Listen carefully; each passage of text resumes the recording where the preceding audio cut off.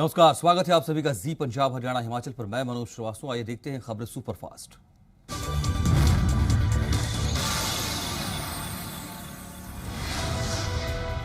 कोटकपुरा गोलीकांड की जांच रद्द करने या एसआईटी चीफ को हटाने के किसी भी आदेश को सुप्रीम कोर्ट में देंगे चुनौती। हाईकोर्ट के फैसले पर बोले पंजाब के सीएम कैप्टन अमरिंदर सिंह। तो सुखबीर सिंह बादल पर लगाया सियासत करने का आरोप। पंजाब में सीएम कैप्टन अमरिंदर सिंह से मिले आश्वासन के बाद आढ़तियों ने हड़ताल खत्म करने का ऐलान किया। मुख्यमंत्री ने आढ़तियों को 131 करोड़ का बकाया भुगतान जल्द जारी करने का भरोसा दिया। लुधियाना में आढ़तियों की तरफ से खत्म की गई हड़ताल को लेकर पंजाब आढ़ती एसोसिएशन के अध्यक्ष विजय काड़ा ने कहा, किसानों के हित को देखते हुए हड़ताल वापस लेने का ऐलान किया। आढ़तियों की हड़ताल वापस लेने के फैसले पर पंजाब के कैबिनेट मंत्री भारत भूषण आशु ने बयान दिया। भारत भूषण आशु ने कहा, पेमेंट सीधा किसानों के खाते में आएगी, लेकिन साथ ही इस पेमेंट के बारे में पूरी जानकारी आढ़तियों को भी दी जाएगी।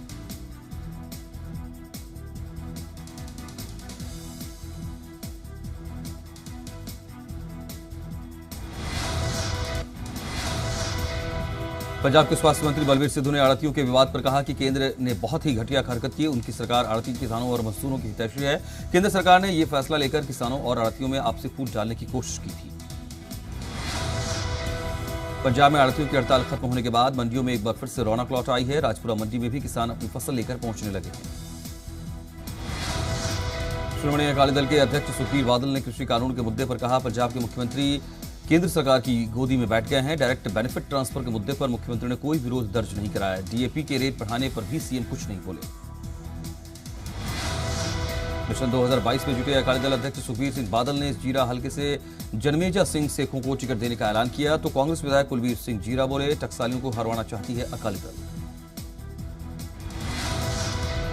पंजाब विधानसभा में नेता विपक्ष हरपाल चीमा और अनमोल गगन की मौजूदगी में कई लोगों को आम आदमी पार्टी ज्वाइन कराएगी। चंडीगढ़ में आम आदमी पार्टी ने प्रेस कॉन्फ्रेंस के दौरान ये जानकारी दी है। आप नेता अनमोल गगन ने बताया कि आम आदमी पार्टी महिलाओं को खास तवज्जो दे रही है। फरीदाबाद में विकास कार्यों का हरियाणा के सीएम मनोहर लाल ने जायजा लिया। एनआईटी क्षेत्र में औचक निरीक्षण के लिए पहुंचे सीएम प्रशासनिक अधिकारियों को जरूरी दिशा निर्देश देते नजर आए। एफएमडीए की बैठक के करीब 2.5 घंटे तक चली और सीएम मनोहर लाल ने इस बैठक में फरीदाबाद की सुनियोजित विकास का खासा खाका भी खींचा। बैठक में तय हुआ कि एफएमडीए में टेक्नोलॉजी एक्सपर्ट्स की नियुक्ति की जाएगी। 30 मीटर से ऊपर सभी सड़कें एमडीएफ को ट्रांसफर होंगी। किसानों के केएमपी टोल प्लाजा पर जाम लगाने को लेकर हरियाणा के पूर्व बीजेपी अध्यक्ष सुभाष बराला का बयान सामने आया। सुभाष बराला ने कहा कि लोकतंत्र में सभी को विरोध जताने का हक है और जाम लगाना भी इसी का हिस्सा है। यमुनानगर में शिक्षा मंत्री कंवरपाल गुर्जर ने कहा कि पहले छात्र प्राइवेट स्कूलों में दाखिले की सिफारिशें लेकर आते थे, लेकिन अब छात्र और अभिभावक संस्कृत विद्यालयों में भी दाखिले के लिए मंत्रियों और विधायकों के पास पहुंच रहे हैं। शिक्षा मंत्री कंवरपाल गुर्जर ने कहा, संयुक्त संस्कृत मॉडल स्कूलों में दाखिला टेस्ट के बाद मेरिट के आधार पर होगा। सभी तरह की आधुनिक सुविधाएं होंगी। भिवानी में जेजेपी को झटका लगा। बाढ़ड़ा हलके से दर्जन भर जेजेपी कार्यकर्ता आम आदमी पार्टी में शामिल हुए। जेजेपी से आम आदमी पार्टी में शामिल लोगों ने कहा कि हमने बाढ़ड़ा से विधायक नैना चौटाला की चुनाव में बहुत मदद की, लेकिन यहां विधायक कई दिनों से गायब हैं। हमें ये नहीं पता चलता कि आखिर हम अपनी सुनवाई किससे करें। हरियाणा प्रदेश व्यापार मंडल के प्रांतीय अध्यक्ष बजरंग दास गर्ग ने झज्जर में अनाज मंडी का दौरा कर गेहूं खरीद का जायजा लिया।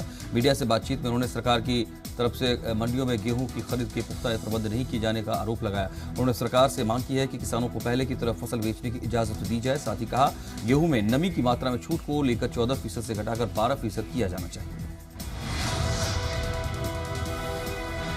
हरियाणा में सरकार और आढ़तियों के बीच सुलह हो गई है। सरकार ने भरोसा दिया कि आढ़तियों की मांगों को केंद्र तक पहुंचाएंगे। हालांकि तब तक फसल की पेमेंट सीधी किसान के खाते में जाएगी। हालांकि आढ़ती चाहते थे कि सरकार फसल की पेमेंट को ऑप्शनल रखे। हरियाणा में आढ़तियों की हड़ताल खत्म होने के बाद एक बार फिर मंडियों में रौनक लौटी। कुरुक्षेत्र में भी आढ़ती अपने काम पर लौट आए। सरकार ने आढ़ती एसोसिएशन की मांग को देखते हुए पेमेंट के लिए बीच का रास्ता निकाला है। आढ़तियों की हड़ताल समाप्ति के ऐलान के बाद अनाज मंडियों में खरीद का काम शुरू हुआ। पिछले 2 दिन से सुनसान पड़ी अनाज मंडियों में फिर से रौनक दिखने लगी है। हड़ताल खत्म होने के बाद किसानों ने भी राहत की सांस ली। सर्व कर्मचारी संघ के सदस्यों ने अपनी मांगों को लेकर कल हरियाणा के बिजली मंत्री रणजीत सिंह चौटाला के आवास के घेराव का ऐलान किया है। सर्व कर्मचारी संघ का आरोप है कि सरकार और अधिकारी उनकी मांगों की अनदेखी कर रहे हैं, जिससे कर्मचारी वर्ग गुस्से में है।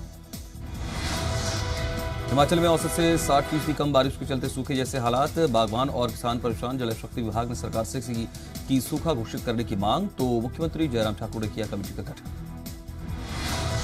हिमाचल प्रदेश सेंट्रल यूनिवर्सिटी के अस्थायी भवन निर्माण का केंद्रीय शिक्षा मंत्री करेंगे शिलान्यास। 3 महीने से शुरू होगा सीयू का निर्माण कार्य। और एबीवीपी के प्रदेश मंत्री विशाल शर्मा ने जानकारी देते हुए कहा, दिल्ली में मंत्री से मिलने गए एबीवीपी कार्यकर्ताओं को आश्वासन मिला। केलांग उपायुक्त पंकज राय ने लाहौल में पर्यटन को बढ़ावा देने के लिए होटल कारोबारियों के साथ बैठक की। इस दौरान उपायुक्त ने लाहौल के लिए विजन डॉक्यूमेंट 2025 के लिए सुझाव भी मांगे।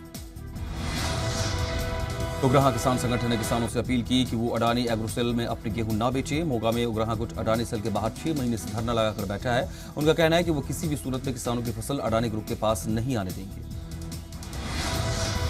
जालंधर में किडनी की बीमारी से पीड़ित महिला को उसके परिजन व्हील चेयर पर बिठाकर डीसी दफ्तर पहुंचे। पीड़ित पक्ष का आरोप है कि आयुष्मान कार्ड होने के बावजूद कोई भी निजी अस्पताल किडनी की बीमारी से जूझ रही महिला का इलाज करने को तैयार नहीं है। पीड़ित सुनीता रानी ने भी बताया कि सिर्फ सरकारी अस्पतालों ने ही उसका इलाज किया है, जबकि निजी अस्पताल बिना पैसे के इलाज करने को तैयार नहीं है। उनके पास आयुष्मान कार्ड है। उधर एडीसी साहब का कहना है कि ये लोग कई जगह अपना इलाज करा चुके हैं, लेकिन फिर भी अगर कोई अस्पताल आयुष्मान कार्ड होने के बावजूद इलाज करने से इनकार करता है तो लिखित शिकायत पर उचित कार्रवाई अमल में लाई जाए। सिरसा के भावदीन टोल प्लाजा में किसान अपनी मांगों को लेकर अनिश्चितकालीन धरने पर बैठे। यहां किसानों ने अपने पंडाल को रूट से हटाकर शेड में शिफ्ट कर दिया है। इसे मौसम का ख्याल रखते हुए संयुक्त किसान मोर्चा ने तैयार करवाया है। मौसम को देखते हुए इसमें सभी प्रकार की व्यवस्था की गई है। शेड के अंदर किसानों के बैठने के अलावा रसोई घर, स्टोर रूम और लंगर वितरित करने का भी काम किया जा रहा है। पलवल में संयुक्त किसान मोर्चा की तरफ से किए गए केएमपी एक्सप्रेसवे को जाम के ऐलान का असर देखने को नहीं मिला। दरअसल किसानों ने एक ही दिन पहले बैठक कर फसलों की कटाई के समय को देखते हुए जाम नहीं करने का फैसला भी लिया था। चरखी दादरी में बाबा स्वामी दयाल धाम पर सरउखा पंचायत में एक मीटिंग का आयोजन हुआ। 11 अप्रैल को केतलाना टोल पर होने वाली महापंचायत को सफल बनाने के लिए यहां रणनीति तय की।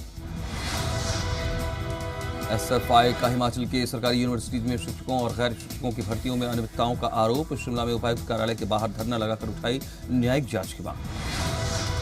ऊना में युवती हत्या मामले को लेकर महिला कांग्रेस ने शिमला में कैंडल मार्च निकाला। महिला कांग्रेस ने कानून व्यवस्था को लेकर प्रदेश सरकार पर निशाना साधा और ऊना की बेटी के लिए इंसाफ की मांग की। पंजाब को कल तक कोरोना की वैक्सीन का 4 लाख डोज मिल जाएगा। ये जानकारी टीकाकरण केंद्र के औचक निरीक्षण पर पहुंचे पंजाब के स्वास्थ्य मंत्री बलबीर सिद्धू ने।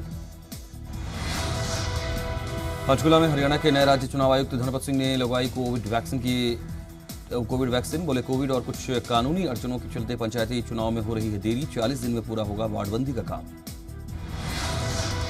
हिसार में एक दिन में कोरोना के 58 नए केस सामने आए तो सीएम डॉक्टर रत्ना भारती ने बताया, कोरोना के बढ़ते मामलों के मद्देनजर अब स्वास्थ्य विभाग सख्ती दिखाएगा और इसी के तहत पार्क या फिर दूसरे कार्यक्रमों की जगह पर स्वास्थ्य विभाग की टीम निगाह रखेगी। बस स्टैंड समेत तमाम जगहों पर निगरानी की जाएगी। हरियाणा में कोरोना के बढ़ते मामलों के चलते 8वीं तक के स्कूल बंद करने के सरकार के फैसले के खिलाफ प्राइवेट स्कूलों ने मोर्चा खोल दिया। प्राइवेट स्कूलों के संचालक सोमवार को भूख हड़ताल पर धरना प्रदर्शन करेंगे और सरकार के स्कूल बंद करने के फैसले पर पुनर्विचार की मांग करेंगे। निजी स्कूलों के संचालकों का कहना है कि कोचिंग सेंटर खुले हैं, घर घर ट्यूशन चल रही है, ऑनलाइन स्टडी उतनी प्रभावित नहीं।